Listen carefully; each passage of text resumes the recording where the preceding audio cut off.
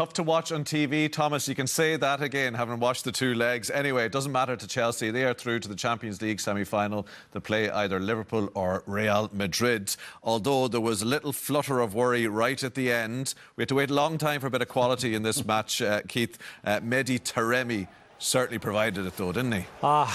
Outstanding goal, this. It really is. Look, in terms of Thomas Tuchel and the defensive side of things for Chelsea, he's right. This is one aspect he wouldn't be happy with. The cross being allowed to come in a little bit too easily when they're loading the box with so many bodies.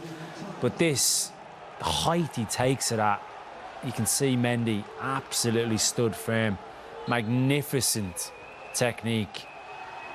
That's just outrageous. And relieved Taremi didn't come on until the 63rd minute. There was only 25-30 seconds left, and you were looking for the onslaught. And even a couple of minutes earlier, we might have had a couple of hairy moments and made it a touch more enjoyable. But credit to Taremi, it was a wonderful finish. And that'll certainly be a bit of a regret from a Porto point of view that they didn't bring him on a bit earlier. But the attacks they did have, Damien, you felt they met against very resolute Chelsea defending. Yeah, I mean, they posed a very basic question, Porto. In a whole lot of clever movement or reverse passes or anything special. They just load an amount of pressure onto you and hopefully you crack.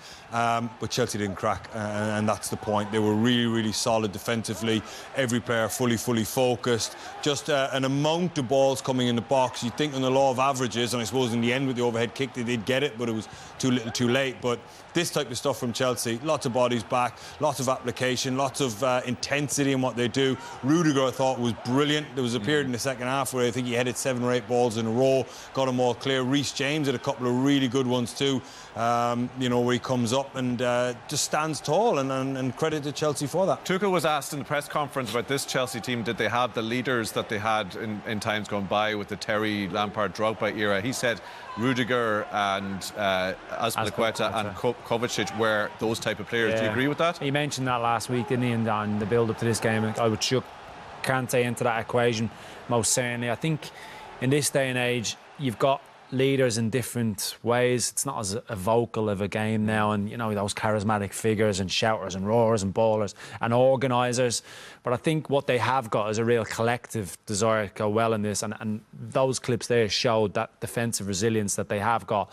The back five, which it was for the vast majority of the game, the two midfielders in front of it were brilliant defensively this evening. They are well set up in that sense, but going forward and looking at a Champions League semi-final, whoever it'll be against, is this an area that it's still not quite right for them? Yes, in a nutshell, Tommy. I think you've got to be realistic in terms of where they want to go to as a football club. What do they need to get them to the next level? The next level is, they're already in the Champions League semi-finals. The next level is winning the Champions League.